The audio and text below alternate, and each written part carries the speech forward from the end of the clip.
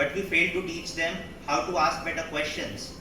Albert Einstein once said, "Education is not the learning of facts, it is the training of the mind to think."